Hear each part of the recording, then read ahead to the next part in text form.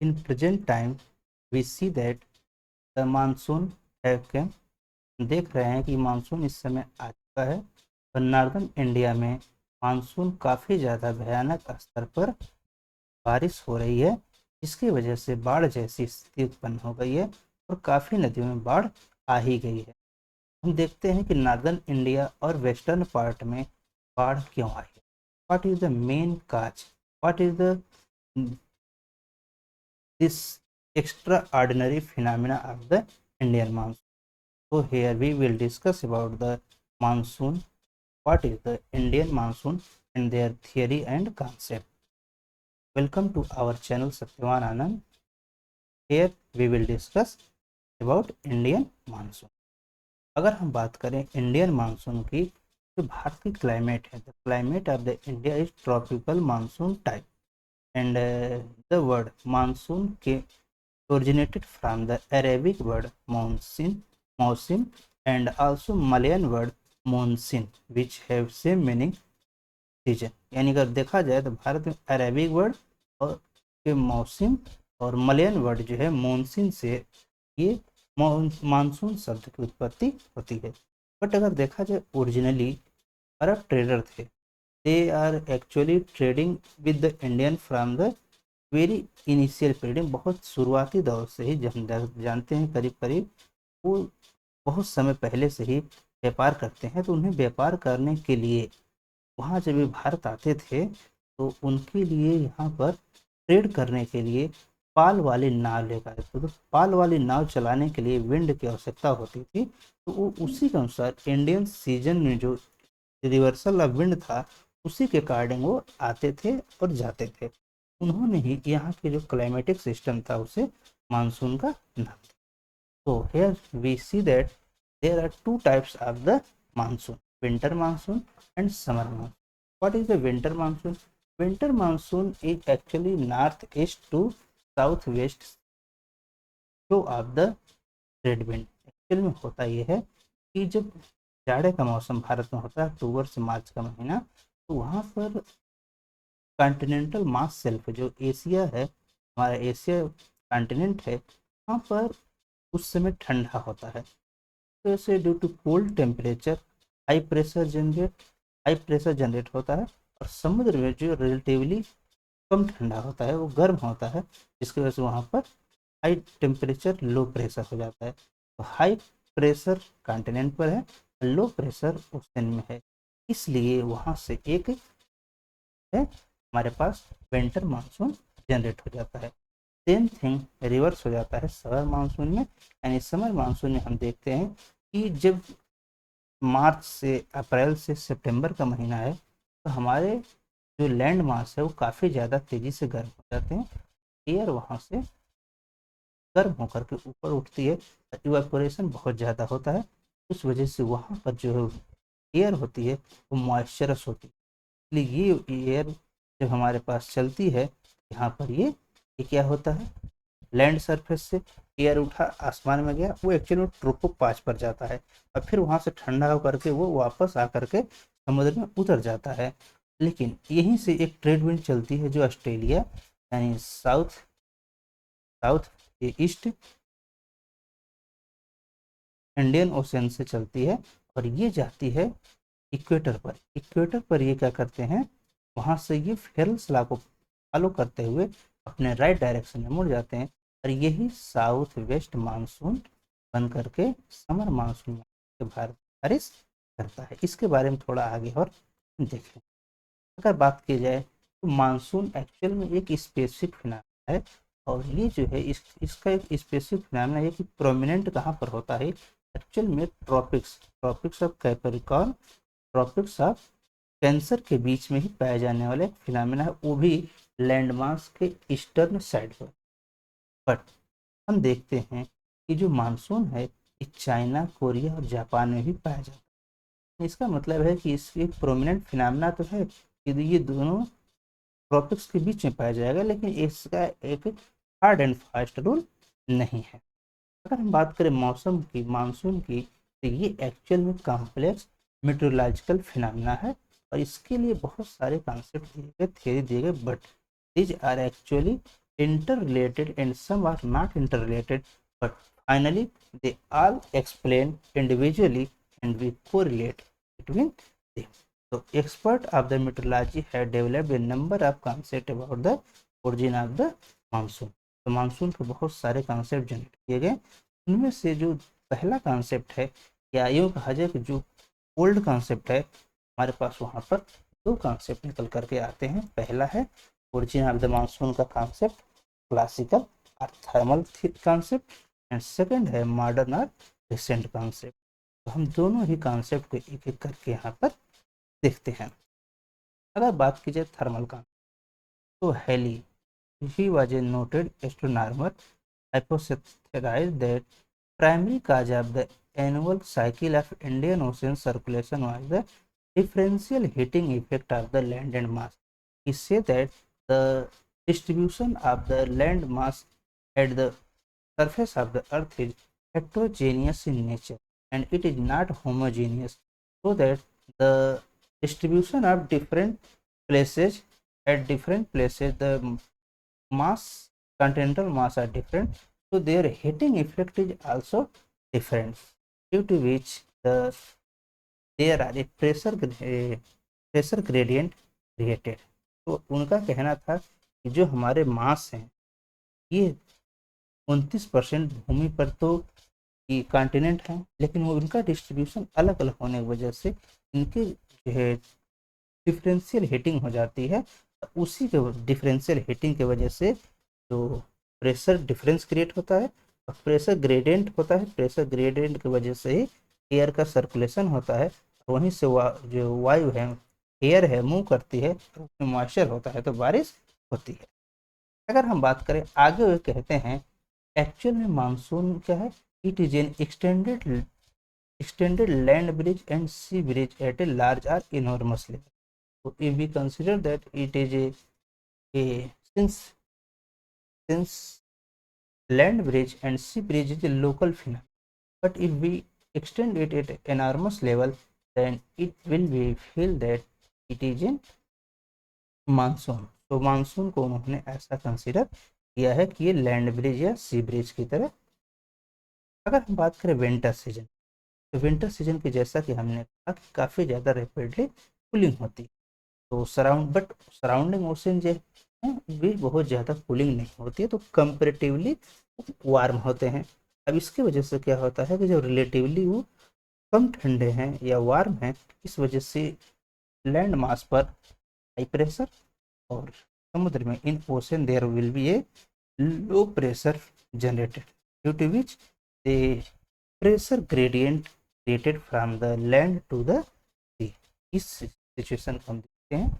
यहाँ पर हमें अब मिलता है कि यहाँ पर एशिया में क्या है, high pressure, low temperature, high pressure है, और ओशन में कंपेरेटिवली जो है टेम्परेचर थोड़ा ज़्यादा है. तो ये वार्म है, ये कूल है. अब यहाँ पर ये कोल्ड और वार्म के बीच में एक सर्कुलेशन होगा, यहाँ से एयर आएगी. इसी को हम कहते हैं north east to south west monsoon winter. तो अगर हम देखा जाए तो विंटर के महीने में जो होता है एक हमें लैंड ब्रिज कह सकते हैं मिलता है. आगे देखा जाए कि जो इसका रीजन होता है वो क्या है, actually pressure gradient. Therefore, there is an outflow of air from the continental mass towards the adjacent ocean, so that it brings cold dry towards the low latitude.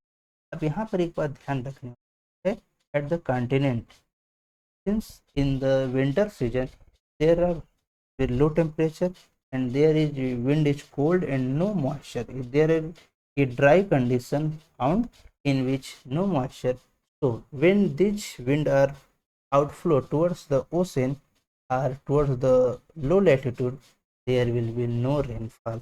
यहाँ पर कोई रेनफॉल नहीं होगा. के पीछे का एक प्राइम रीजन क्या है, क्योंकि वो ड्राई और कोल्ड विंड है, उसमें कोई मॉइस्चर नहीं है. सेम सिचुएशन की अगर हम बात करें in summer the temperature and pressure condition reverse. We know that in the summer condition as sun move towards the approaches towards the Tropic of Cancer, then the temperature of the continental mass increases successively, and temperature of the ocean are not to not maintain the same pace. अगर हम देखें तो समुद्र के ऊपर जो water body है वो उतने तेजी से गर्म नहीं हो पाता जितना लैंड मास होता है। इस वजह से हम देखते हैं कि लैंड मास जो है क्विकली हिट हो जाते हैं और वहाँ पर एक strong low pressure centre generate हो जाता है। लो प्रेशर सेंटर का कॉन्सेप्ट क्या है? Here we see that when this is the equator and at the time of the March April month sun start moving towards the northern side, and at the month of the June the sun shine at the tropic of Cancer, and here it is the intertropical convergence zone, which is also a doldrum, and this is move with the relative position of the sun. ये sun के relative motion या position के साथ ही ये भी move करता है, जिसके वजह से हम देखते हैं कि मार्च में डोल्ड्रम या इंटर ट्रॉपिकल कन्वर्जेंस जोन यहाँ पर होता है इक्वेटर पर, और जैसे जैसे ये टाइम बीतता है ये धीरे धीरे शिफ्ट होता जाता है। And month of the June this tend to the this, and we see that this is not a straight line. तो जून महीने तक पहुँचते पहुँचते हम देख रहे हैं इंटर ट्रॉपिकल कन्वर्जेंस जो यहाँ पहुँच गया। अब क्या हो रहा है, यहाँ पर राजस्थान में बहुत ज़्यादा गर्मी पड़, अब गर्मी पड़ेगी तो what happened, the air get warm up and move upward. तो यहाँ से क्या होंगे, एयर जो है अपवर्ड मूव करेंगे और वो चले जाते हैं ट्रोपोपाज पर। कहाँ पर? 12 किलोमीटर एबव। तो ट्रोपोपाज पर जा करके वो फिर से मुड़ जाते हैं और वो ऊपर ही ऊपर 12 किलोमीटर की ऊंचाई से वो आते हैं वापस और यहाँ पर ओशेनी इंडियन ओशन में उतर जाते हैं। इसी टाइम हम देख रहे हैं कि ट्रेड विंड जो कि चल रहे हैं कहाँ से, ऑस्ट्रेलिया के पास से। This wind are trade wind of the south east, but when they approach towards the equator and as they cross the equator they follow the Ferrell's law and tends and their direction are get deflected towards the right direction। Ferrell's law को follow करते हुए उनकी दिशा जो है right दिशा में मुड़ जाती है। इसलिए यहाँ पर हम देखते हैं कि जो विंड ऐसे आ रही होती है वो यहाँ पर क्या हो रही है, ये विंड है, यहाँ पर ट्रेड विंड यहाँ पर मुड़ गई। अब यहाँ पर क्या होती है, ये ऐसे जाएगी और यहाँ पर एक सेकंड पार्ट आ जाएगा, यहाँ पर फिगर में क्लियर नहीं है, और वो बनाएगा बे ऑफ बंगाल ब्रांच और यहाँ पर अरेबियन ब्रांच आएगा। ये दोनों जाकर के भारत में बारिश करते हैं। एक्चुअल में जो समर सीजन होता है उसमें इंटर ट्रॉपिकल कन्वर्जेंस जोन एक काफ़ी ज़्यादा रोल होता है, और क्योंकि यहाँ पर एक लो प्रेशर सेंटर जनरेट है और यहाँ पर एक हाई प्रेशर सेंटर जनरेट है, उसी प्रेशर ग्रेडियंट की वजह से ऐसा होता है। Now the pressure over the adjacent ocean being high, तो हमने जैसा कहा कि क्या होता है, ओशन पर जो है प्रेशर ज़्यादा हो गया और लैंड मास पर हाई टेम्परेचर है, लो प्रेशर है, और समुद्र में लो टेम्परेचर हाई प्रेशर, एक प्रेशर ग्रेडियंट क्रिएट हो जाता है। आगे देखा जाए तो ये तो था thermal concept, this was the thermal concept gain by the Halley in 1686, but there are also some limitations of the this concept. उनके कॉन्सेप्ट में कुछ लिमिटेशंस हैं, सच है उन्होंने उनको क्रिटिसाइज किया गया कुछ पॉइंट की बात देखते हैं। जैसा कि उन्होंने कहा कि ये जैसे जैसे लैंड मास का टेम्परेचर बढ़ेगा और समुद्र का टेम्परेचर कम रहेगा, प्रेशर ग्रेडियंट क्रिएट हो। But sudden burst of the monsoon, sudden burst of the monsoon को उन्होंने इस फिनोमेना से एक्सप्लेन ही नहीं कर पाए। ब्रेक इन द मानसून, हम देखते हैं कि गर्मी बहुत ज़्यादा होती है लेकिन सारे कंडीशन फुलफिल होते हैं फिर भी बारिश नहीं होती है लंबे टाइम, कि ब्रेक कैसे हो गया। And special in temporal distribution of monsoon, Bharat के सभी राज्यों में अलग अलग समय पर अलग अलग बारिश होती है और वो जो है काफ़ी ज़्यादा डिफरेंट होता है वन प्लेस टू अनदर। तो this is the a very strong point two the limitation of the valleys concept. Second part देखें नेक्स्ट दो पर वीक मानसून फिनोमेना की भी बात नहीं की गई, जैसा कि हमने कहा कि ब्रेक इन मानसून होते हैं या वीक इन मानसून, इसकी ना उन्हें एक्सप्लेन न कर सके। साथ ही साथ low pressure area are not stationary as we have discuss about the at the Tibet plateau in the Rajasthan. ये तिब्बत का पठार और राजस्थान पर ही क्या होता है, बहुत ज़्यादा गर्मी होती है, तो यहाँ पर लो प्रेशर जनरेट होते और यहीं से हवा ऊपर से राजस्थान से और यही जा करके यही हवाएं जो हैं ट्रोपोपास पर जाती हैं, वहां से फिर उतर करके समुद्र में आती हैं। साथ ही साथ देखा जाए उनका कहना था लीज का कि जो रेनफॉल होती है this only a convectional rain, it is not true that the मानसूनी rainfall is orographic cyclonic and convectional all are the mix. तो सभी का ये मिक्स के फॉर्म में बारिश होती है, क्योंकि उन्होंने केवल कन्वेक्शनल की बात किए थे। इस तरीके से उनका कॉन्सेप्ट ये गलत पाया जाता है। Now this is the second concept, recent concept about the origin of the Indian monsoon और मॉडर्न कॉन्सेप्ट। तो मॉडर्न कॉन्सेप्ट की अगर हम बात करें, यहाँ पर कुछ ऐसे फिनोमेना हमको दिखते हैं, बहुत सारे डिफरेंट साइंटिस्ट जो है उन्होंने स्टडी किया that what will be the main cause, what is the actual mechanism by which Indian monsoon can be recognised and we can decode the mechanism of the Indian monsoon. Actual में इसकी discovery कैसे हो, हाल बात करें तो जब world war चल रही इन एक्चुअल में यहाँ पर हम देखते हैं आगे भी जेट स्ट्रीम की बात करेंगे, तो जेट स्ट्रीम नाम ही क्यों पड़ा। वर्ल्ड वार सेकंड जब चल रहा था, अमेरिकन फाइटर प्लेन जो है आ रहा था east to west, that is America से जापान वो आ रहा था। जब वो ईस्ट से वेस्ट में आ रहा था उसको एक ऑब्स्ट्रक्शन मिलता है एटमॉस्फेयर में सर्कुलेशन में, जब वो रिटर्न हो रहा था तो एक एक्सेलरेशन मिलता है। उन्होंने ऐसा फील किया कि ये एक्चुअल में ऑब्स्ट्रक्शन और एक्सेलरेशन हमको मिल रहे हैं। बाद में उन्होंने वर्ल्ड वार जब खत्म हो गया तो काफ़ी ज़्यादा मेहनत की गई और रिसर्च की गई, तब पता चला कि हमारे एटमॉस्फेयर में भी एयर एटमॉस्फेरिक सर्कुलेशन होता है, वो हमारे मानसून पर बहुत ज़्यादा स्ट्रांग इफेक्ट डाला। तो वहाँ से हमें एक तरह से मिला, एक रिसेंट कॉन्सेप्ट को जन्म मिला। अब हम यहाँ पर differential heating of the sea and land alone can't produce the monsoon circulation.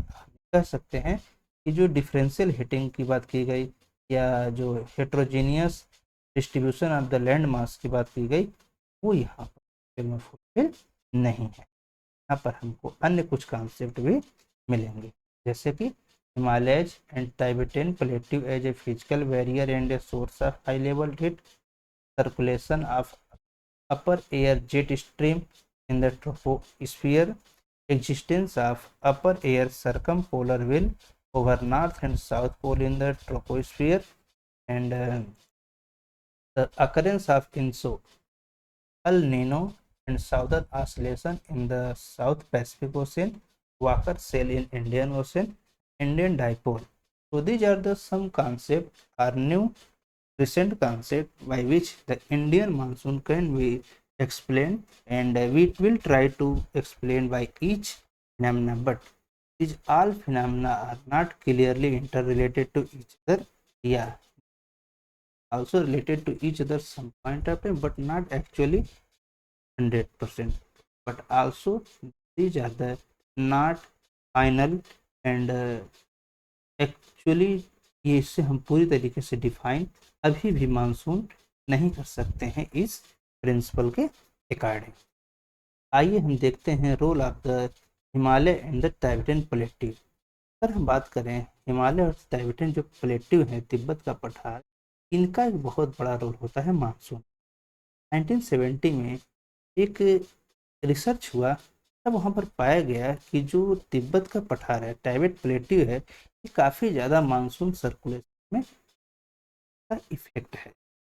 उन्होंने एक्चुअल में देखा कि एक्चुअल हमारे पास जो टैबेट प्लेटू है बहुत बड़ा है, 4.5 मिलियन स्क्वायर किलोमीटर है, और इसकी एवरेज हाइट 4000 मीटर है। अब ये काफ़ी ज़्यादा एक बहुत बड़ा विस्तृत क्षेत्र हो गया। अब हम देखते हैं कि इसकी ऊंचाई, since the height of the average height of the Tibet plateau or Pamir plateau of Pamir is 4000 metre, तो 2 to 3 degree more insulation found then the neighbouring area. तो नेबरिंग एरिया के कंपेरिजन हम देखते हैं, जैसे हमारा प्लेन ऑफ द इंडिया है या चाइनीज का पार्ट है, वहाँ के कंपेरिजन में देखते हैं 2 to 3 डिग्री हमें टेम्परेचर ज़्यादा मिलता है।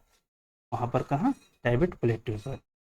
यहाँ पर हम देखते हैं कि जो हीटिंग होती है वहाँ पर 2 to 3 डिग्री ज़्यादा मिल गया।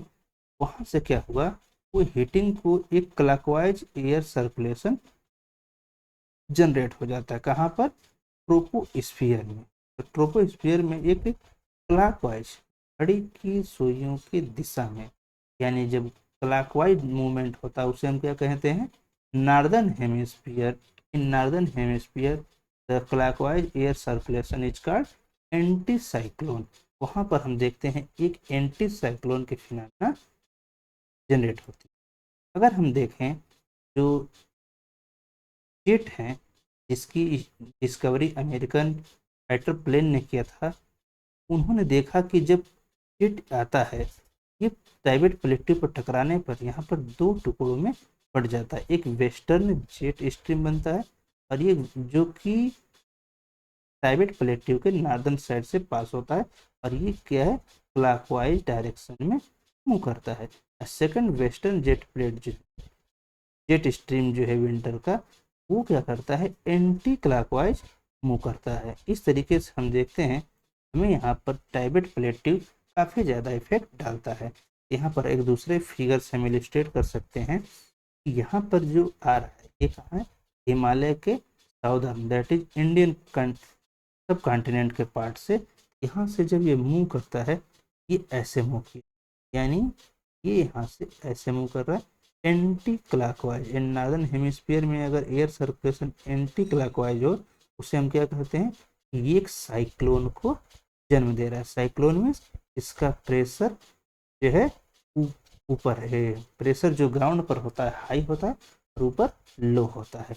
यानी हम देखें यहाँ पर एक कन्वेक्शन की क्रिया की फिनोमेना होती है, नीचे से प्रेशर ज़्यादा है तो एयर अपवर्ड मूवमेंट करेगी।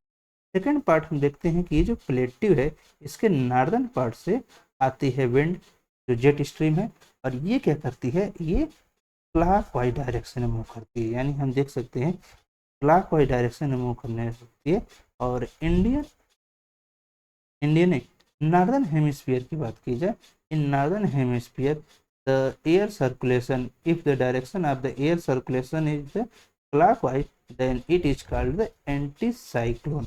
यहाँ पर हम देखते हैं कि यहाँ पर जो बाइफर्केशन हो गया, जो जेट स्ट्रीम का बाइफर्केशन हुआ, वो एक क्लॉकवाइज चल रहा है, और ये क्लॉकवाइज ऐसे चलते चलते ये कभी कभी इंडिया के साउदर्न टिप तमिलनाडु तक पहुंच जाता है।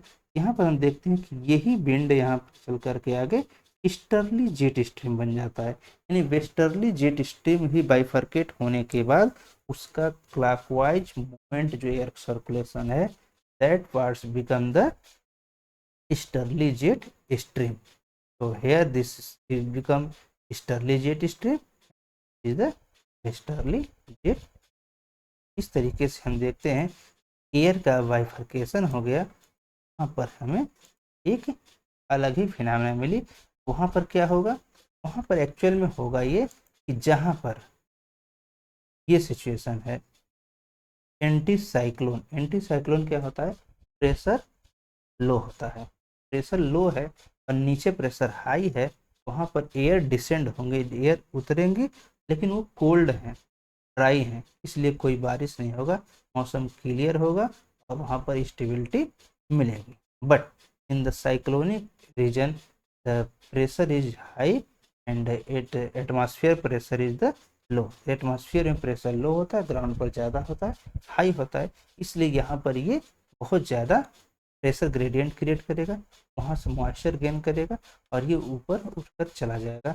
इस तरीके से हम देखते हैं एक साइक्लोन और एंटी साइक्लोन जनरेट हो गए हैं। नेक्स्ट बात करें रोल ऑफ जेट स्ट्रीम। जैसा कि हमने कहा अमेरिकन साइंटिस्ट जो थे, जो युद्ध के समय युद्ध में भाग ले रहे थे, उन्होंने देखा एक्चुअल में इस फिनोमेना को उन्होंने ऑब्जर्व जब किया तो फाइटर जेट से मूव कर रहे थे, इसीलिए इसका नाम जेट स्ट्रीम रखा गया। यानी जेट स्ट्रीम कहने का मतलब ये फाइटर जेट से ही इसकी रिसर्च हुई है, डिस्कवरी हुई है। नाउ जेट स्ट्रीम की अगर हम बात करें तो here about the jet stream, that jet stream जैसा कि हमने कहा जो अमेरिकन युद्ध के समय खोजा गया था, ये क्या है, एक पोलर विंड की तरह होता है, लेकिन ये टेम्परेट है। यहाँ पर हम देखते हैं सब ट्रॉपिकल जेट स्ट्रीम और मिड लैटिट्यूड और पोलर स्ट्रीम से हमारे पास दोनों मिलते हैं, जो west to east direction move करते हैं। अगर हम बात करें as we have discuss about the in the winter season and summer season, this jet stream also have different characteristic. In the winter season, when the jet stream flow or move from the west to east, when they strike at the Tibet plateau, then this is the a condition that clockwise direction moves here anticyclone, जैसा कि हमने discuss किया anticyclone generate होगा और ये part क्या होता है, ऐसे आ जाता है और यही पार्ट यहाँ पर ईस्टर्ली जेट स्ट्रीम बना जाता है, जो कि इंडिया के पेनिनसुलर टिप तक पहुंच जाता है कभी। सेकंड क्या है, यहाँ पर ये ऐसे मूव करेगा जो क्लॉकवाइज डायरेक्शन होगा और ये एक साइक्लोन को जनरेट करेगा। बट अगर हम बात करें in the summer season, since the jet stream are vary from the 20 to 35 degree north, ये 25 जो है 20 से 35 डिग्री नॉर्थ में एक्सटेंड होता है। इसलिए इसको जो हम देखा जाए, इसका एक्सटेंशन जो है जब गर्मी बढ़ती है, ये एक्चुअली में नॉर्दर्न पार्ट में शिफ्ट हो जाता है और ये एक्चुअली में टाइबेट प्लेट्यू के नॉर्दर्न साइड में चला जाता है इन समर सीजन में। तो वहाँ पर हमको कोई बाइफर्केशन नहीं मिलता है, कोई स्ट्राइक नहीं मिलता है। तो ये हमारी कंडीशन हमें जेट स्ट्रीम की मिलती है। तो देखते हैं जेट स्ट्रीम यहाँ से मूव करेगा और जाड़े के समय इन विंटर से in not sorry in summer season they move towards the northern part of the Tibet plateau and there is no bifurcation. अगर हम आगे देखा जाए, जो ट्रॉपिकल जेट ईस्टर्ली जेट है, ईस्टर्ली मीन्स कि यहाँ पर जो आ रहे हैं क्लॉकवाइज डायरेक्शन में मूव कर रहे हैं, एंटी साइक्लोन जनरेट कर रहे हैं। तो जो easterly tropical easterly jet stream है, उसका एक ब्रांच जैसा कि हमने कहा एंटी साइक्लोन मूव करते हुए वो कभी कभी इंडिया के पेनिनसुलर टिप तक पहुंच जाता है। आगे अगर हम बात करें तो जो ये जेट है, ये जब ऊपर उठते हैं, क्योंकि जेट जब ऊपर उठेंगे, सॉरी सॉरी जेट ऊपर उठते नहीं हैं, जेट ऊपर ट्रोपोपॉज पर ही होते हैं। ये हमें बहुत ध्यान रखने वाली बात है कि जो ये जेट स्ट्रीम है, ये सरफेस की फिनोमेना नहीं है। यहाँ पर हमें सरफेस पे दिख रहा है पर ये सरफेस नहीं है, ये इमेज का इलस्ट्रेशन है। ये ट्रोपोस्फियर में पाया जाने वाला एक फिनोमेना है, जो कि 12 किलोमीटर पर 12 किलोमीटर ऊपर हमें ट्रोपोपॉज पर ये देखने को मिलता है। इसलिए हम देखते हैं कि जब ये ऊपर है, यहाँ पर क्या होता है कि नीचे हम देख रहे हैं हाई प्रेशर जनरेट हो गया।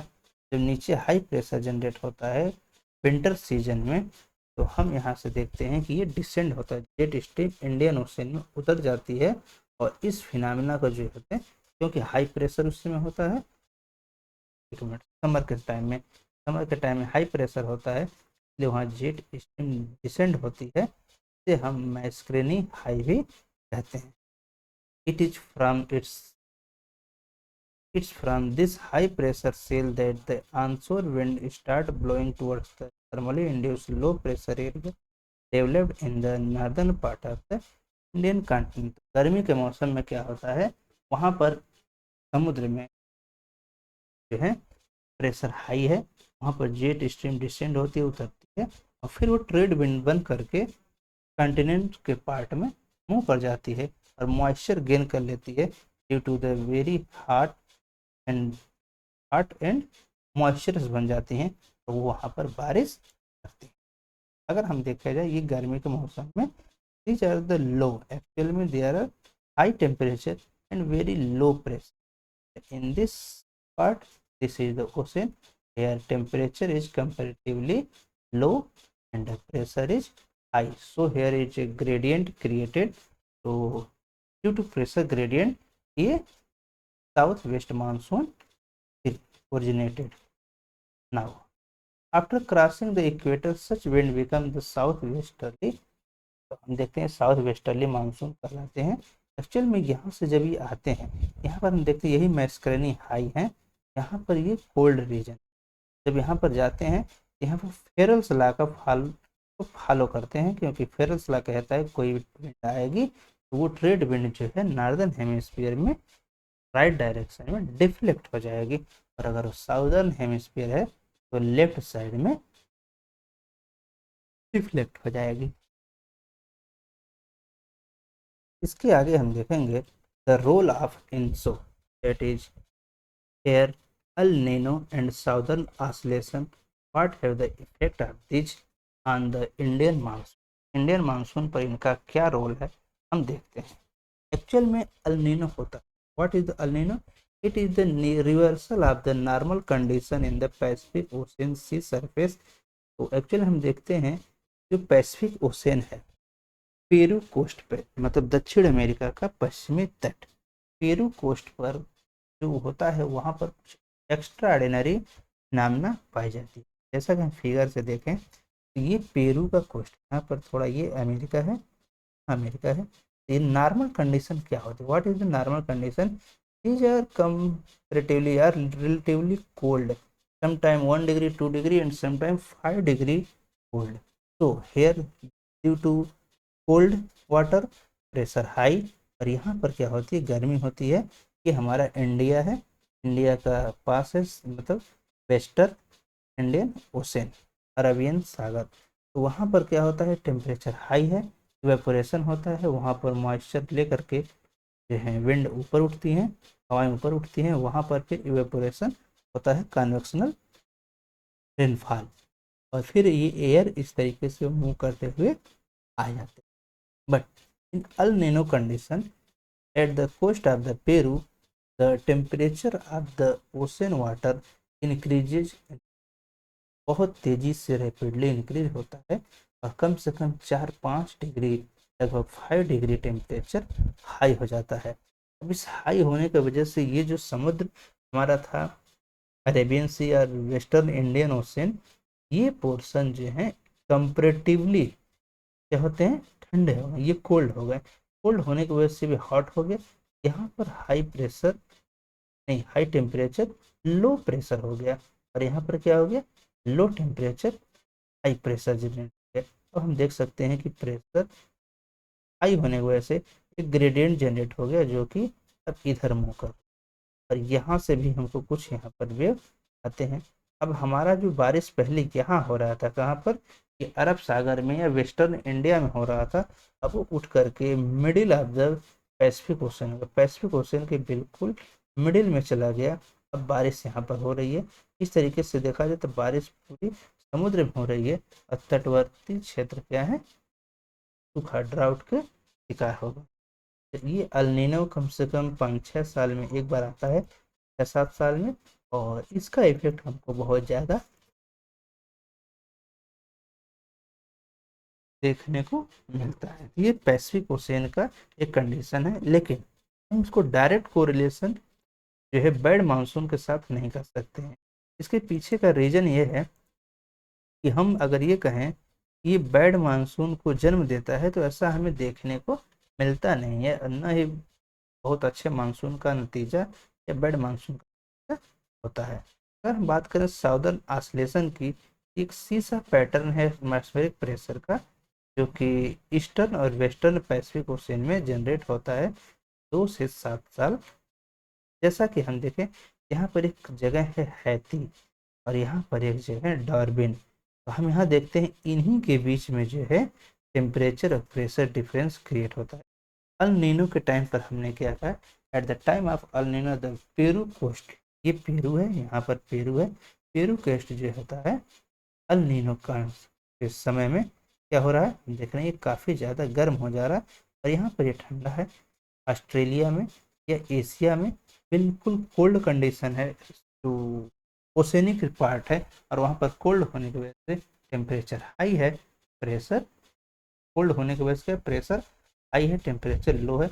यहाँ से अब एयर का मूवमेंट जो हमारे पास से ट्रेड विंड इधर मूव कर जाती हैं और यहाँ पर ये हमें बारिश मिलती है, परंतु इधर के पोर्शन सूखे रह जाते हैं। सिमिलरली लानिना में होता है ऐसा ही। तो जो हम अल नीनो और इंसोलेशन की बात कर रहे हैं, आखिर देखा जाए कि अल नीनो में यही कंडीशन है और ये लानिना कंडीशन है कि हमारे पास लानिना एक्चुअल में एक्सेलरेट कर देता है मौसम। अगर हम बात करते हैं,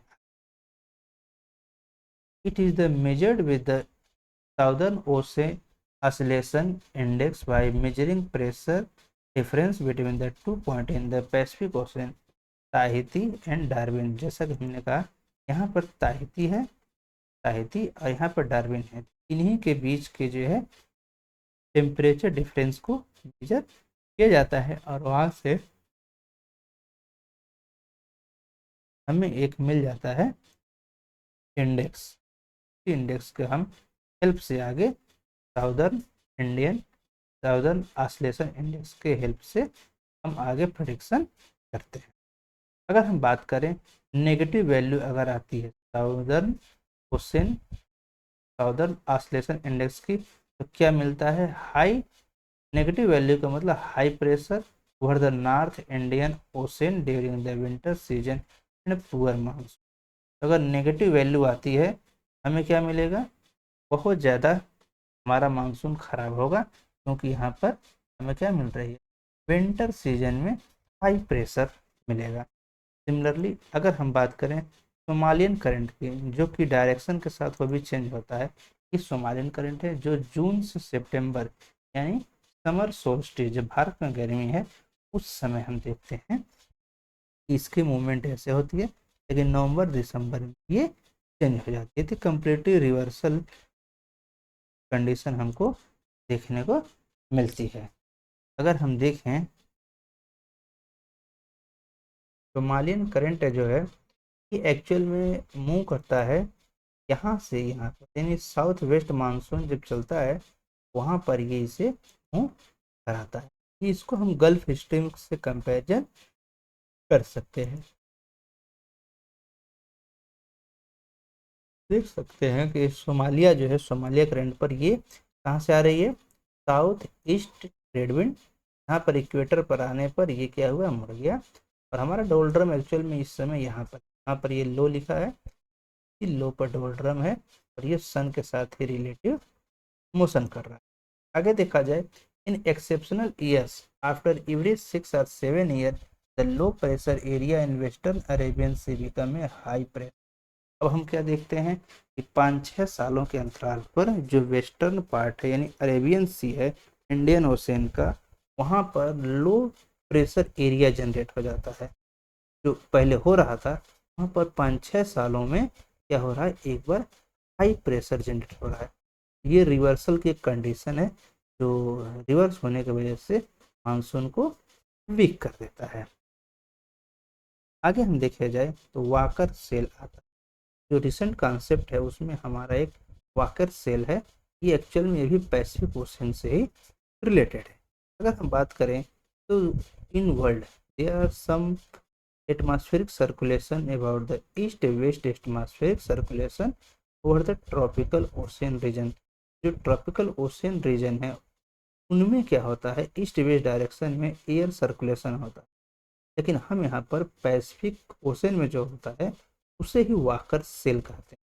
क्योंकि बहुत सारे साइंटिस्ट हैं जो ये कहते हैं कि ईस्ट वेस्ट सर्कुलेशन जो कहीं भी होता है उसे हम वाकर सेल कंसिडर करेंगे अगर एक क्लोज लूप बना, बट ऐसा सभी लोग नहीं मानते हैं। वाकर सेल को समझना है, तो पहले हमें एक फिगर देखते हैं। जैसा कि हमने कहा कि पेरू का तट है और यहाँ पर हमारा प्यारा इंडिया है।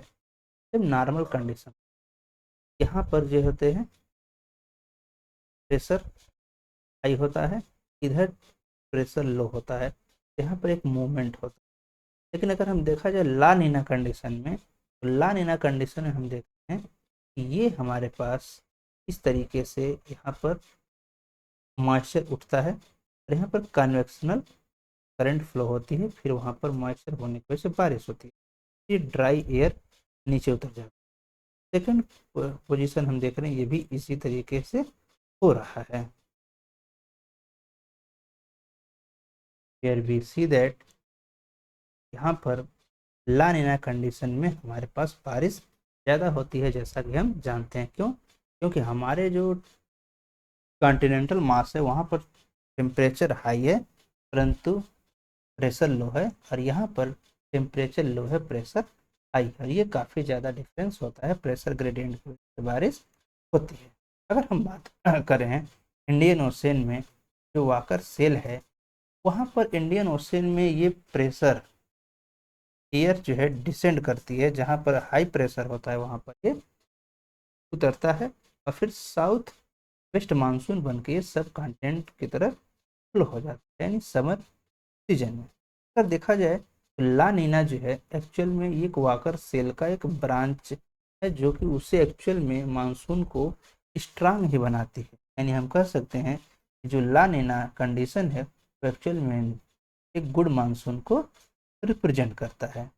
इसके विपरीत अगर हम देखें, ये कंडीशन जब अल नीनो की होती है हमारे लिए समस्याएं उत्पन्न हो जाती है।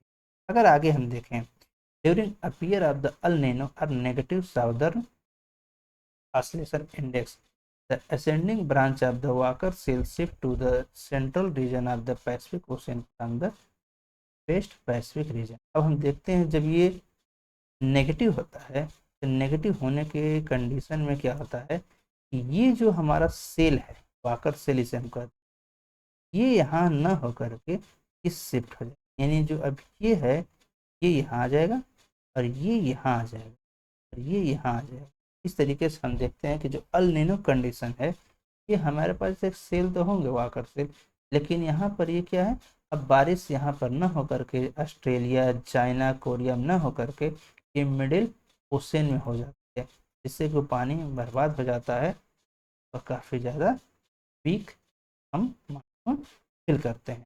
इस तरीके से देखते हैं तो ये केवल चाइना, जापान के लिए नहीं, ये भारत के लिए भी ये कंडीशन है, क्योंकि अब यहाँ एयर डिसेंड न होकर के ये इधर डिसेंड हो रही है। ये एक बहुत डेंजरस फिनोमेना है इंडियन एग्रीकल्चर के। अदरवाइज ला नीना इंडियन के मानसून के लिए काफ़ी है, हमको वीक सर्कुलेशन देखने को मिलेगा नॉर्मल।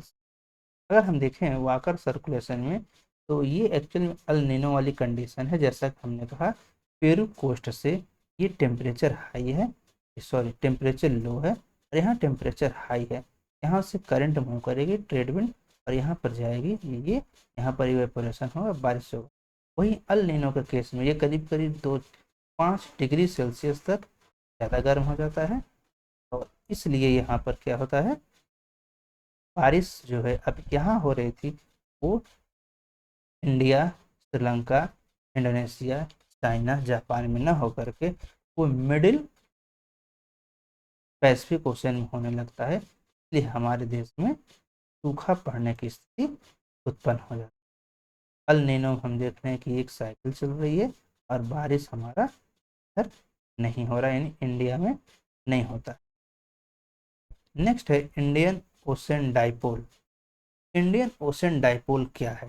डाइपोल हम जानते हैं, डाई मतलब दो, पोल का मतलब पोलरिटी, जैसे नॉर्थ पोल और साउथ पोल। ये एक्चुअली फिजिक्स में पढ़ाया जाता है, डाइपोल एक कॉन्सेप्ट। उसी कॉन्सेप्ट को हम यहाँ पर देखते हैं।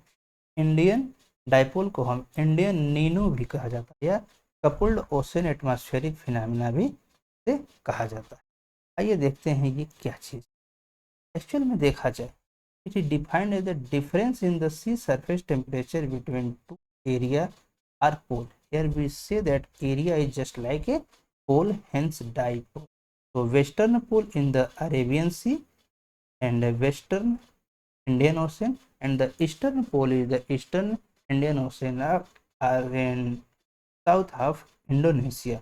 हम देखते हैं कि इंडोनेशिया और अरेबियन सी का पार्ट ये हम देखते हैं, ये हमारे पास एक ईस्ट पोल की तरह काम करता है, और ये रीजन अरब सागर है, अफ्रीका है, ये हमारा वेस्ट पोल की तरह काम करता है। इन्हीं के वजह से, पोलैरिटी की वजह से यहाँ पर हम इन्हें इंडियन ओशन डाइपोल को देखेंगे। अगर हम बात करें इंडियन ओशन डाइपोल की, ये एक्चुअल में एक पीरियोडिक ऑसिलेशन है। This is a periodic oscillation of the sea surface temperature. तो हमने जैसे कि पहले देखा अल नीनो में, वाकर सेल में, जेट स्ट्रीम में, ये atmospheric circulation, but here it is the oceanic और सब सरफेस सर्कुलेशन। एक्चुअल में होता क्या है, हम इसमें देखा जाए तो ये एक्चुअल में दो टाइप, पीरियोडिक ऑसिलेशन दो टाइप का, पॉजिटिव एंड नेगेटिव। यहाँ पर एक ट्रिक हम बता रहे हैं, इन्हें याद कैसे किया जाएगा पॉजिटिव नेगेटिव न्यूट्रल के बारे में। अगर हम देखें पॉजिटिव कब होता है, पॉजिटिव होने का कंडीशन हम इस फिगर से रिप्रेजेंट करें तो पॉजिटिव का मतलब ठंडा और नेगेटिव का मतलब गर्म। इसे हम एक ट्रिक की तरफ मान रहे हैं कि पॉजिटिव का मतलब ठंडा और नेगेटिव का मतलब गर्म, वार्म है। हम जानते हैं यहाँ पर बौद्ध धर्म का प्रचार प्रसार बहुत ज़्यादा है नॉर्थ साउथ ईस्ट कंट्री में। तो यहाँ पर वो लोग शांति के प्रतीक हैं, उनका स्वभाव एक ठंडा होता है। यहाँ पर हमको जो पॉजिटिव होता है, यानी जब इंडियन ओशन डाइपोल पॉजिटिव होता है, तो हमें एक गौतम बुद्ध को याद करना चाहिए कि वो क्या है, एक शांति का प्रतीक दे रहे हैं। वहाँ पर माहौल एकदम ठंडा होगा। वहीं जब इधर ठंडा होगा तो सेकेंड साइड क्या होगा, अफ्रीका में हम देखते हैं हमेशा वो होता है, तख्ता पलट होता है, एंड डेमोक्रेसी डेंजर में है। इस वजह से क्या होता है, एक हम मान सकते हैं पॉजिटिव फेज कैसे होता है। इसे याद करने के लिए, पॉजिटिव मतलब साउथ ईस्ट कंट्री में गौतम बुद्ध अपना विचार दे रहे हैं, तो ठंडा है। इधर ये क्या कर रहे हैं, अफ्रीका के देश आपस में लड़ रहे हैं, तो वहाँ पर काफ़ी गर्म माहौल है। अब हम यहाँ देखते हैं कि यहाँ पर एक इवेपोरेशन होगा, मॉइस्चर आगे ऊपर उठेगी, और यहाँ पर बहुत हैवी रेनफॉल होता है, बहुत ज़्यादा बारिश होती है भारत में और इसके सराउंडिंग रीजन में। तो ये होता है हमारा एक्चुअल में periodic oscillation of the sea surface. और यहाँ पर हमें देखें तो इंडोनेशिया, ये जो है इंडोनेशिया और ऑस्ट्रेलिया में हमें सूखा देखने को मिलता है, क्योंकि ठंडे हैं, ठंडे में तो हाई प्रेशर है, हाई प्रेशर, यहाँ जो विंड है उस अपर एटमॉस्फेयर में जा ही नहीं सकते हैं, और अगर जाएंगे भी कोल्ड हैं और ड्राई हैं, जिसकी वजह से वहाँ पर कोई मॉइस्चर न होने वजह से बारिश नहीं होगा। नेक्स्ट देखा जाए सिमिलरली नेगेटिव फेज क्या होता है, नेगेटिव फेज को हम रिवर्स कर देंगे। यानी अगर हमने देखा जब पॉजिटिव था तो गौतम बुद्ध कहाँ पैदा हुए थे, भारत में।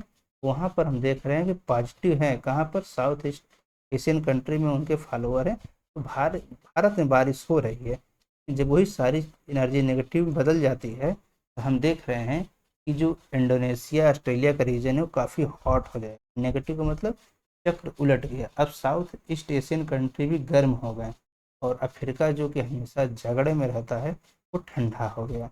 तो नेगेटिव होने की वजह से क्या है, अब यहाँ पर ये हाई टेम्परेचर है, लो प्रेशर होगा, यहाँ पर मॉइस्चर उठेगी, एयर एसेंड होगा, उसमें मॉइस्चर होगी, और ये उठेगा तो यहाँ पर ये देख रहे हैं मलेशिया, इंडोनेशिया, लाओस, वियतनाम, इधर बहुत ज़्यादा बारिश करेगा, जबकि ये कोल्ड रीजन है, कोल्ड रीजन ड्राई एयर होगी, और यहाँ पर कोई बारिश नहीं होगी।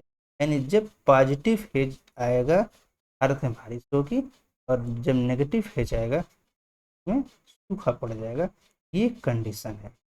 अगर हम बात करें इंडियन ओशन डाइपोल की, ये एक्चुअल में एक जनरल साइकिल है, cycle of global climate interacting with similar phenomena like El Nino, southern oscillation and Pacific ocean. तो उसके लिए एक फिनोमेना है। अगर बात करें हम कि ला नीना, कि ला नीना से जो है negative Indian Ocean dipole both has been seen coupled with La Nina. Positive और नेगेटिव दोनों ही ला नीना से अट्रैक्ट हैं। जैसा कि हम देख सकते हैं कि जब ला नीना आता है भारत में बहुत बारिश होती है। In India when the time of the La Nina then India है heavy rainfall, but when the El Nino effect sometimes it is heavy, sometime normal and sometime very low rainfall. लेकिन जब ये नेगेटिव कंसेप्ट है, यहाँ पर भारत में बारिश नहीं हो रही है। इस तरीके से हम देख सकते हैं पॉजिटिव और नेगेटिव क्या है, दोनों ला नीना से एसोसिएटेड है।